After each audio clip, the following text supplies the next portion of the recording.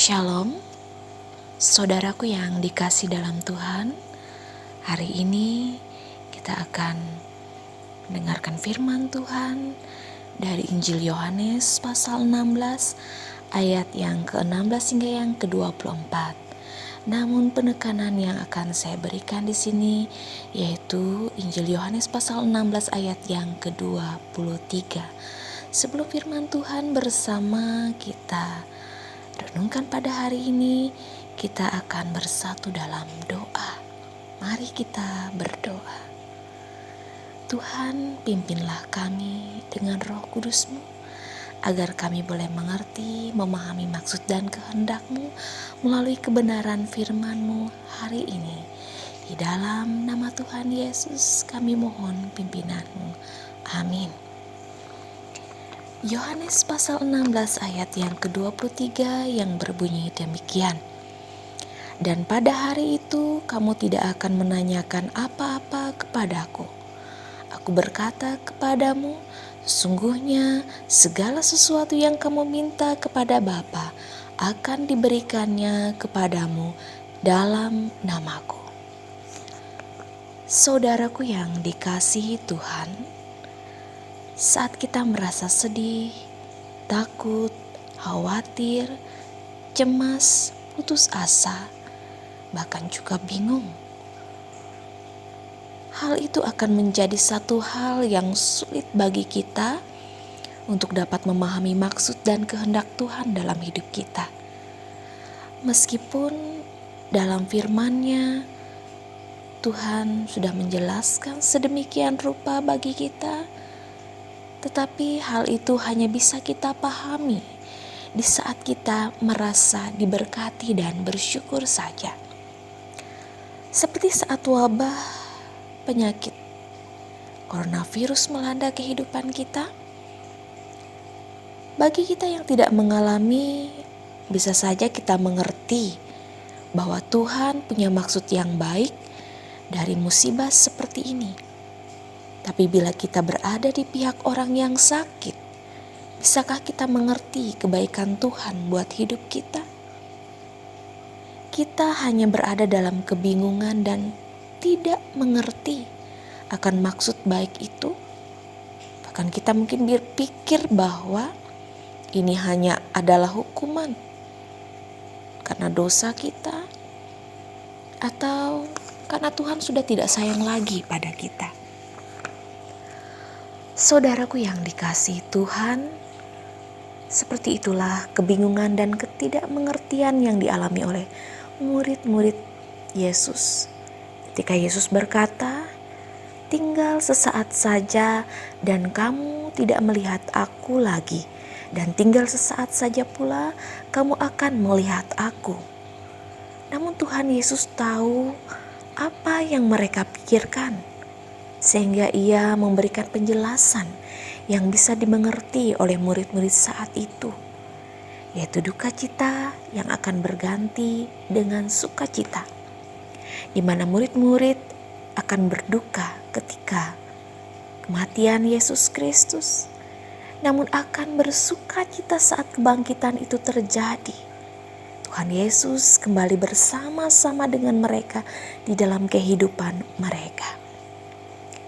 Saudaraku yang dikasihi Tuhan, musibah akibat sakit penyakit yang kita alami mungkin membuat kita sedih dan berduka, serta tidak mengerti apa yang menjadi maksud Tuhan buat hidup kita. Tapi percayalah bahwa Tuhan selalu punya maksud yang baik buat hidup kita, supaya kita tetap dekat kepadanya dalam setiap perkara, dan juga percaya bahwa akan ada saat di mana Tuhan akan menjawab semua pertanyaan dan ketidakmengertian kita.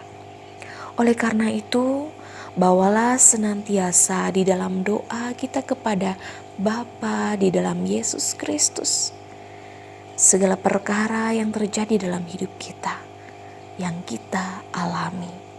Maka Tuhan akan memberi jawabnya. Tuhan memberkati kita. Amin.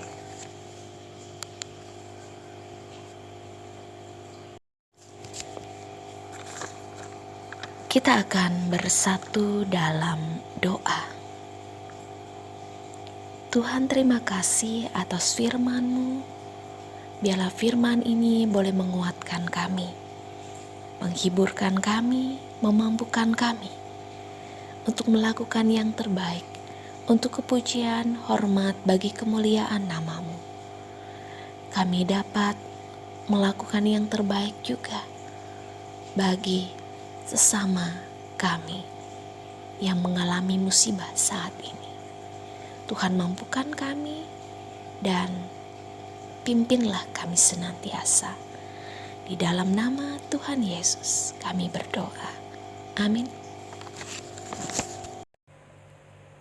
Saudaraku yang dikasihi di dalam Yesus Kristus, salam sejahtera untuk kita semua.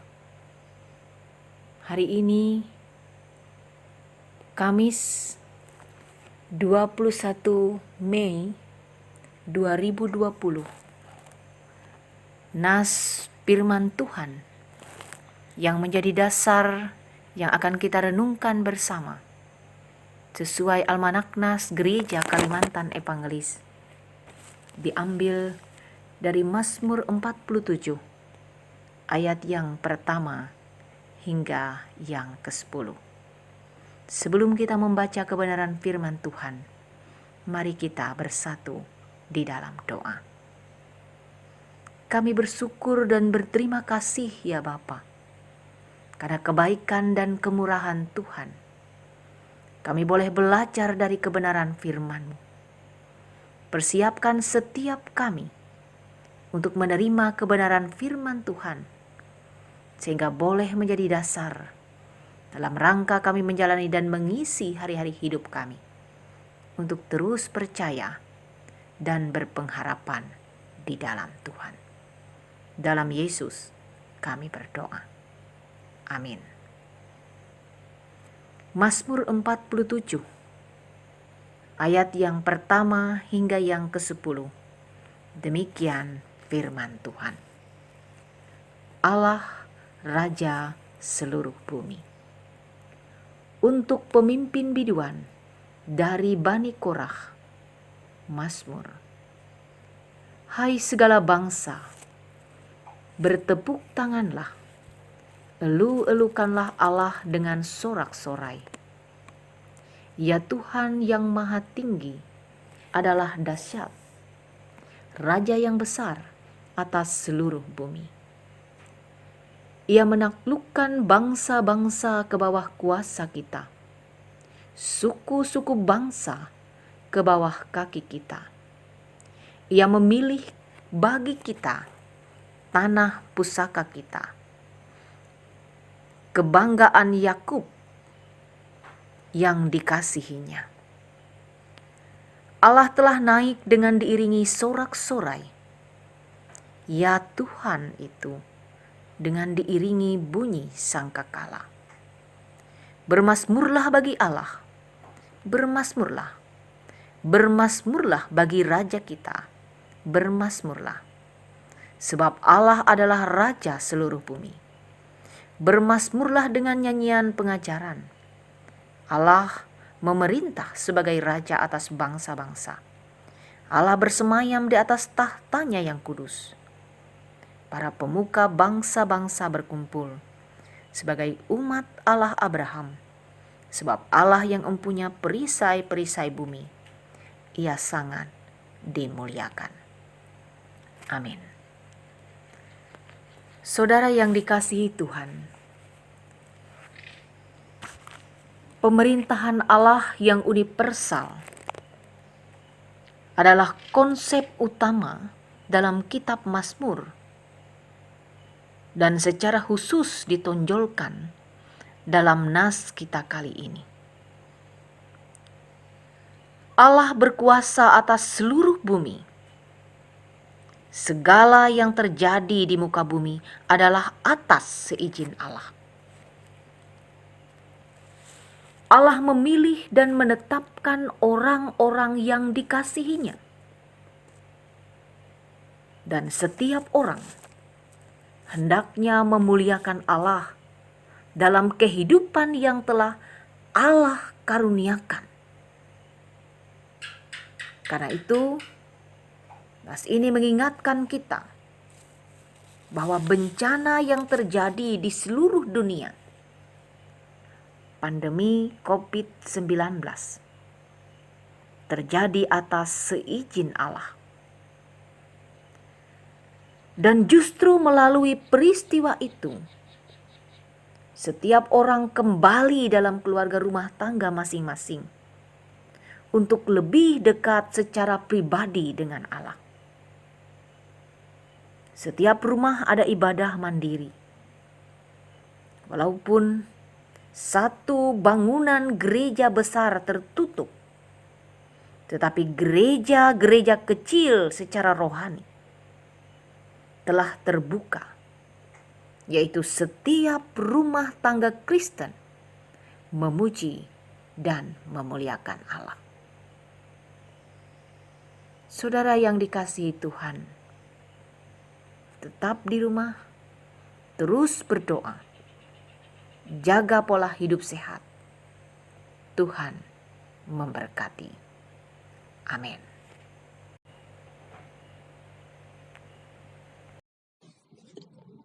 Jemaat yang dikasihi oleh Tuhan Yesus Kristus, kita akan membaca dan merenungkan firman Tuhan.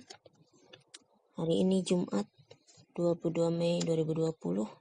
Firman Tuhan dari 2 Raja pasal 2 ayat 1 sampai 12. Sebelum kita membaca dan merenungkan firman Tuhan, marilah kita berdoa. Ya Allah Bapa di surga, saat ini kami akan mendengar dan merenungkan firman-Mu. Tolonglah kami dalam penyataan Roh Kudus untuk dapat mengerti dan melakukannya di dalam taat dan setia kepada Tuhan. Dalam nama Yesus kami berdoa. Amin. Akan membacakan firman Tuhan bagi kita. Elia naik ke surga. Menjelang saatnya Tuhan hendak menaikkan Elia ke surga dalam angin badai. Elia dan Elisa sedang berjalan dari Gilgal.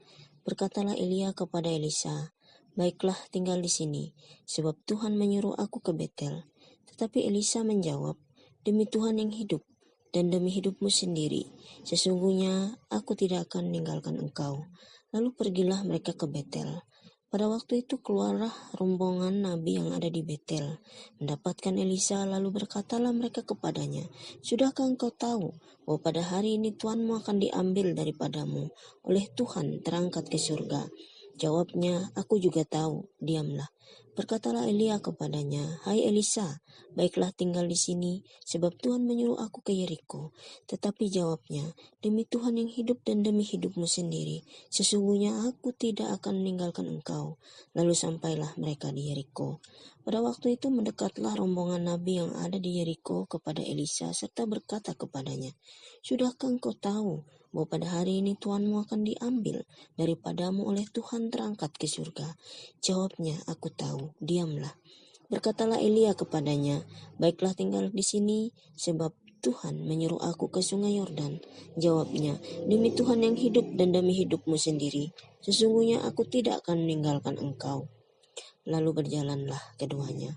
50 orang dari rombongan nabi itu ikut berjalan, tetapi mereka berdiri memandang dari jauh ketika keduanya berdiri di tepi sungai Yordan. Lalu Elia mengambil jubahnya, digulungnya, dipukulkannya ke atas air itu. Maka terbagilah air itu ke sebelah kiri dan ke sebelah sana, sehingga menyeberanglah keduanya dengan berjalan di tanah yang kering. Dan sesudah mereka sampai di seberang, berkatalah Elia kepada Elisa, "Mintalah apa yang hendak kulakukan kepadamu sebelum aku terangkat daripadamu." Jawab Elisa, "Biarlah kiranya aku mendapat 2 bagian dari rohmu." Berkatalah Elia, "Yang kau minta itu adalah sukar. Tetapi jika engkau dapat melihat aku terangkat daripadamu, akan terjadilah kepadamu seperti yang demikian. Dan jika tidak, tidak akan terjadi." Sedang mereka berjalan terus sambil berkata-kata, tiba-tiba datanglah kereta berapi dengan kuda berapi, memisahkan keduanya. Lalu naiklah Elia ke surga dalam angin badai. Ketika Elisa melihat itu, maka berteriaklah ia, "Bapakku, Bapakku, kereta Israel dan orang-orangnya yang berkuda." Kemudian tidak dilihatnya lagi. Lalu direnggutkannya pakaiannya dan dikoyakannya menjadi 2 koyakan. Amin. Jemaat yang dikasihi oleh Tuhan Yesus Kristus, Elia dikenal sebagai salah satu nabi besar dalam perjanjian lama. Elia dipakai sebagai nabi oleh Tuhan dengan luar biasa. Ada banyak hal atas rencana dan karya Allah terjadi melalui dirinya. Elia juga menjadi pembimbing bagi Elisa dalam banyak ajaran yang telah Elisa terima dalam pengenalan akan Allah melalui Nabi Elia. Saudara yang dikasihi oleh Tuhan Yesus Kristus, sampai pada akhirnya setelah sekian lama melayani Allah, tibalah waktunya bagi Elia untuk menyelesaikan tugas dan pelayanannya di dunia. Dan berita kematian Elia sudah diketahuinya, juga Elisa, juga oleh para nabi. Dalam perjalanan mereka dari Gilgal ke Sungai Yordan bersama, Elia tetap tenang. Elia berkata kepada Elisa untuk meninggalkannya, namun Elisa tidak ingin berpisah darinya. Elisa telah dipersiapkan Tuhan untuk menjadi nabi, memimpin pengganti Elia. Dalam perjalanan mereka berdua, ada hal yang dikatakan oleh Elia, "Apa yang dapat kulakukan sebelum aku pergi daripadamu?" Lalu kemudian Elisa meminta permohonan kepada Elia yang sangat mustahil dan sukar. Kita bisa baca pada ayat yang 9, yaitu meminta 2 bagian dari rohnya. Saudara yang dikasihi oleh Tuhan Yesus Kristus, melalui hal ini Elia tidak punya hak untuk memberi, karena yang memiliki kuasa dan kedaulatan hanyalah Allah dan kehendak Allah. Namun ketika Elia naik ke surga, Elisa dapat melihat Nabi Elia naik ke surga. Apa yang diminta oleh Elisa tentunya adalah ia melihat bagaimana roh ketaatan, kesetiaan, semangat dalam menjalankan tugas dan tanggung jawab sebagai nabi bagi Allah yang nanti akan diteruskan oleh Elisa dalam ketaatan dan kesetiaan. Belajar dari firman Tuhan ini, biarlah hidup kita pun terus dekat, setia dan taat kepada Tuhan sampai akhir kehidupan kita. Belajar dari firman Tuhan ini, biarlah kita pun berserah, memohon hanya kepada Tuhan, dan Dialah yang mempunyai kuasa dan kedaulatan untuk memberikan yang terbaik bagi kita. Dan kita percaya setiap orang yang percaya kepada Yesus Kristus, yang telah naik ke surga, yang telah menyediakan tempat yang kekal di surga, itu pun akan menjadi bagian setiap orang yang percaya kepadanya. Saudaraku yang dikasihi oleh Tuhan, saat ini kita sedang menghadapi pandemi COVID-19. Tetaplah berharap, berdoa pada pertolongan Tuhan untuk dapat melewati semuanya ini. Karena hanya Allah lah yang menjadi pemilik kuasa dan kedaulatan yang kekal. Kita percayakan hidup kita hanya kepada Tuhan dan terus dan senantiasa berdoa dan memuliakan namanya. Tetap diam di rumah, jaga kesehatan dan kebersihan, tetap berdoa. Tuhan menolong dan memberkati kita. Amin.